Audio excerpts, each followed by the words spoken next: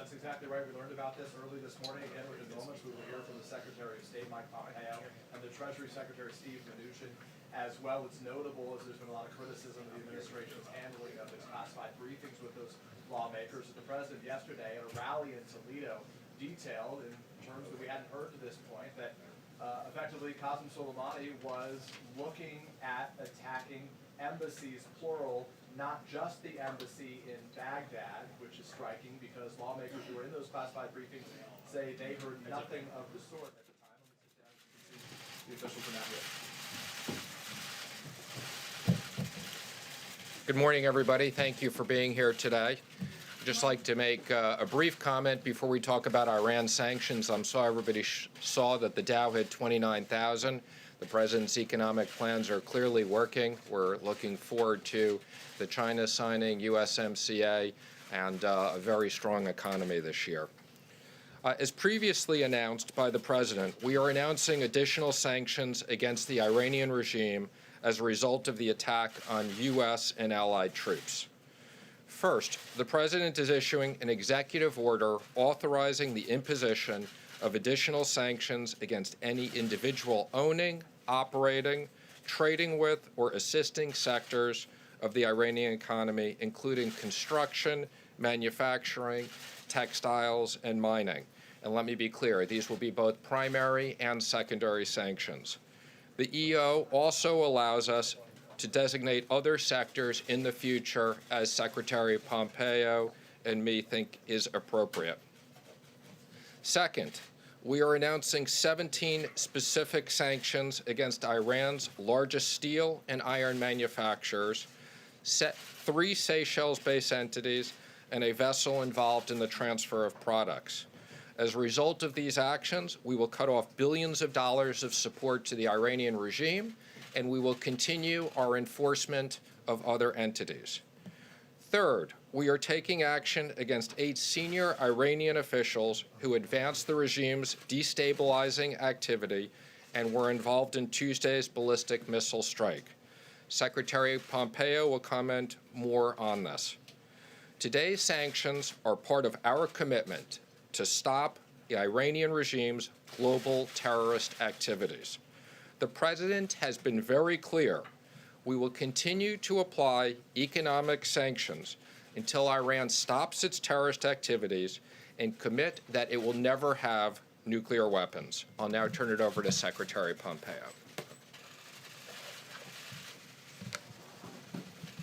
Thank you, Stephen. Good morning, everyone. Today, President Trump is delivering on the pledge that he made. The day after Iran attacked American forces in Iraq, there will be a series of new sanctions. Secretary Mnuchin just mentioned 8 senior Iranian officials that are responsible for the regime's violence both at home and abroad. We're striking at the heart of the Islamic Republic's inner security apparatus.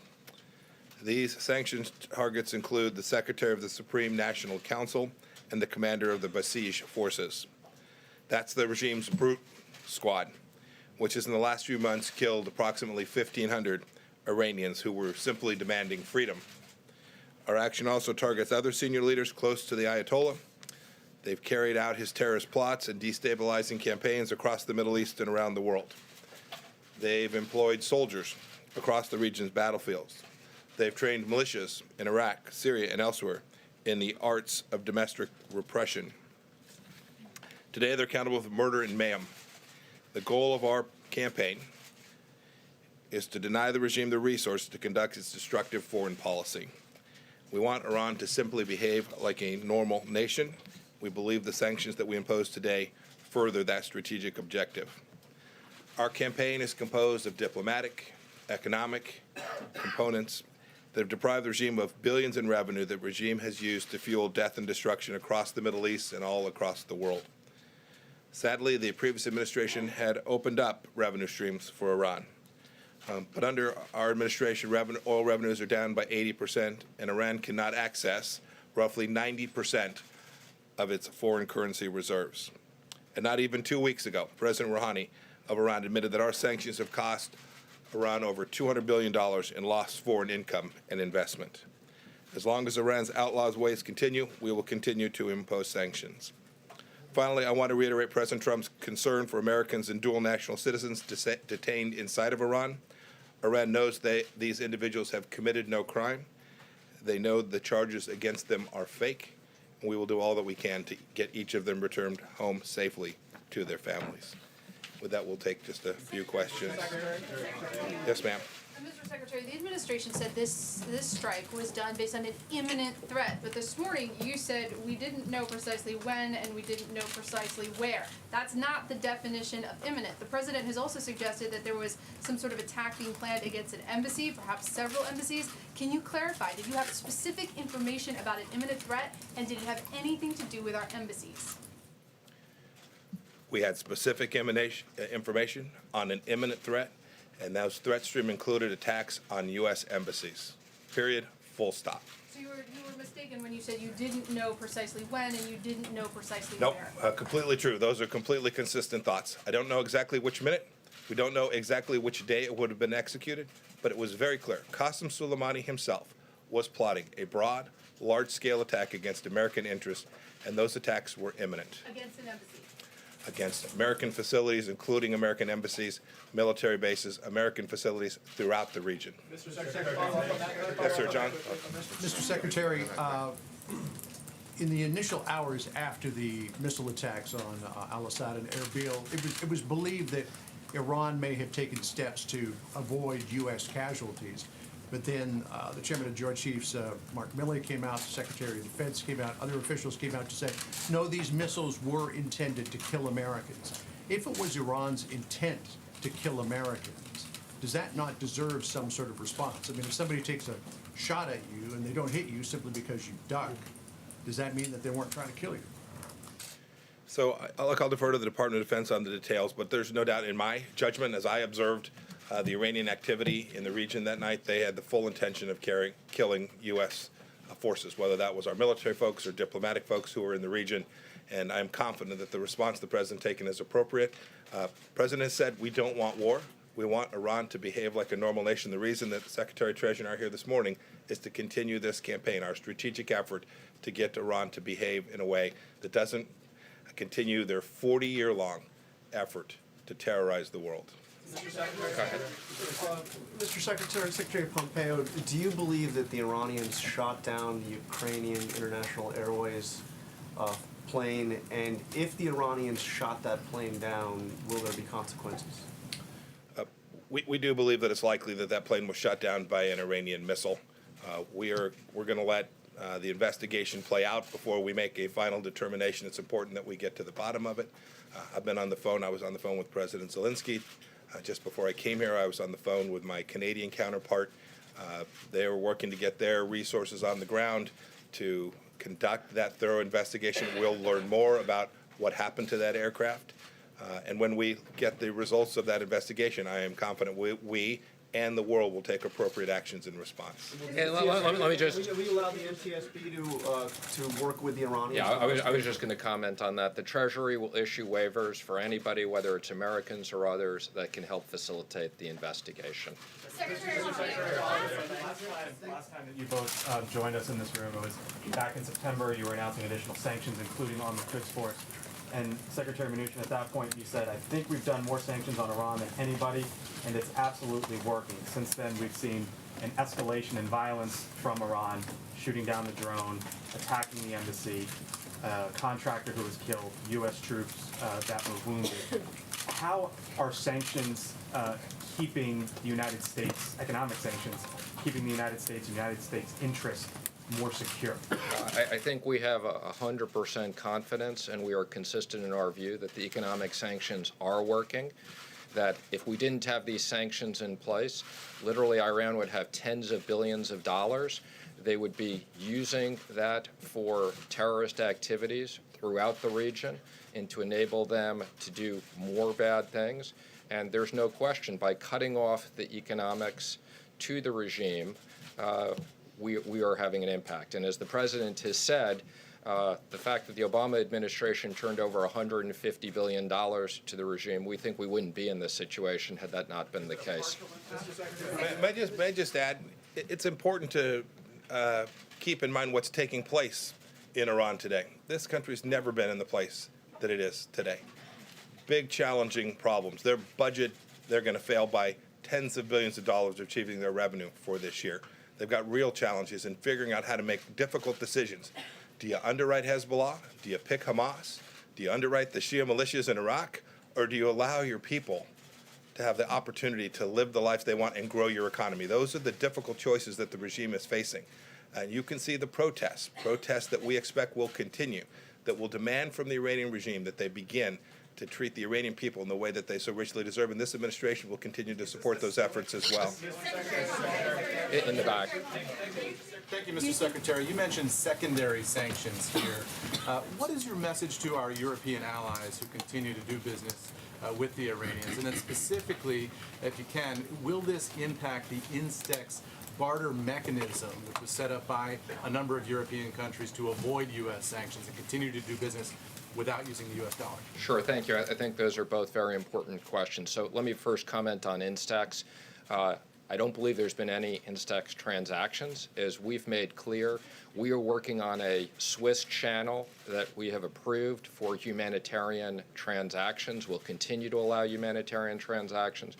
We've warned INSTEX and others that they will most likely be subject to secondary sanctions depending on how they use that.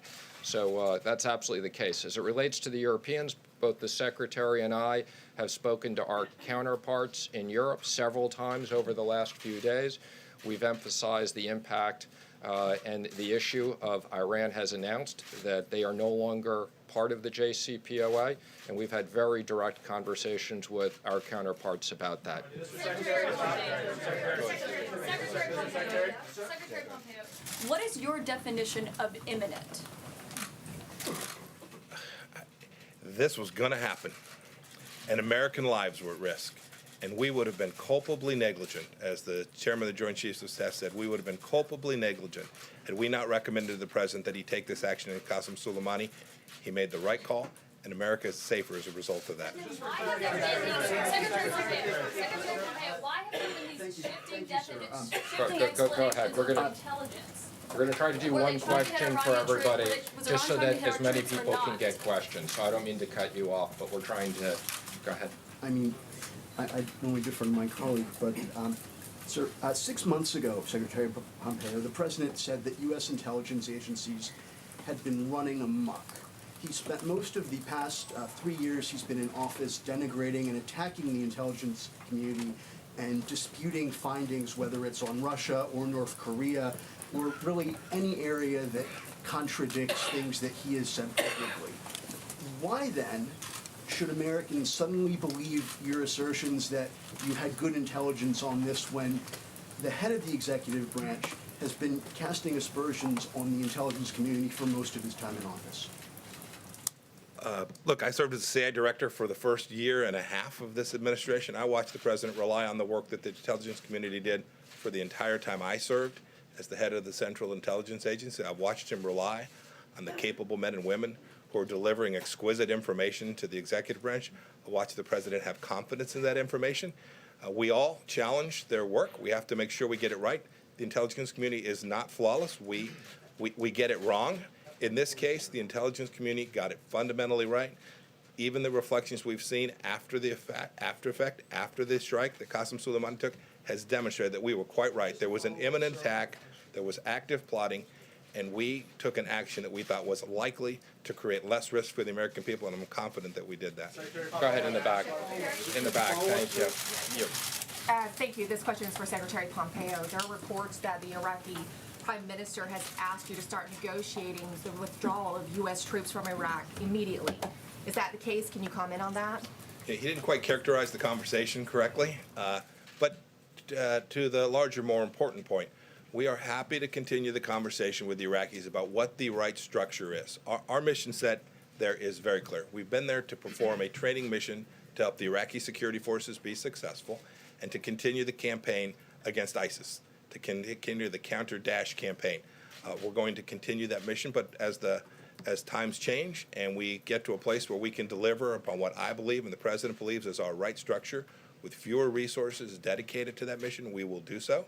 We also have today NATO team that's here at the State Department working to develop a plan which will get burden sharing right in the region as well, so that we can continue the important missions to protect and defend and keep the American people safe while reducing our cost, our resources, and our burden, and the risk to our soldiers and sailors who are in the region. Secretary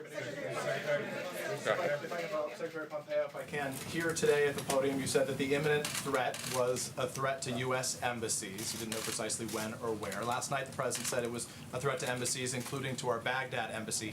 Why can you say that here, and the president could say it at a rally in Toledo, but no one said it to lawmakers behind closed doors in a classified setting, as multiple senators have since said? We did. You said, so the senators are lying We, when they we, say we, that we you told, we that told them about the was a imminent threat. All of the intelligence that we've briefed, that you've heard today, I assure you, in an unclassified setting, we provide in the classified setting as well. To be clear, you told them that embassies were to be targeted. That was the imminent threat. I'm not going to talk about the details of what we shared in the classified setting, but make no mistake about it. Those leaders, those members of Congress who want to go access this same intelligence can see that very same intelligence that will reflect what I described to you and what the president said last night Is as well. that threat now gone with Soleimani gone? Threats are never gone. Right? It's always a lot of danger in the world. Always a lot of danger in the world throughout the region. Nobody believed that a single mission in any respect took down the risk of terror. Terror from Al Qaeda, terror from ISIS, terror from Al Shabaab. No one believes that. The president doesn't. Look at the list, though. Look at the achievements in the administration. We took away the caliphate in its entirety. We took down Hamza bin Laden. We took down al-Baghdadi. We took down Qasem Soleimani. This is a list that has reduced the capacity for terrorists around the world to perform the functions that put American men and women and the homeland at risk. We're very proud of what we accomplished. We're going to stay the course. Why don't we take one more over there? Yes, thank you. I'm curious. No, next to you, right there, yes. About the China trade deal. So the Chinese side is going to be here next Wednesday to sign the phase one part of that deal, but China is also a big importer of Iranian oil and Iranian minerals, and that's a big part of their economy as well. So how do you balance the two, and are you concerned about the Iran issue coming up in either the signing of the phase one deal or the negotiation for the phase two deal? Well, let me just comment. I had no idea you'd ask that question, but that's a good last question to end on. So let me first say that we are looking forward to the Chinese delegation coming next week. Phase one is very significant. It includes very significant components of changes to technology issues, intellectual property issues, and $50 billion of purchases for our farmers. I would comment, I don't agree with your comment that China is a big buyer of oil. The China state companies are not buying oil from Iran, and I would just say we are having conversations with China as well with any other counterparty on sanctions evasion. So thank you very much. Thank you, everybody.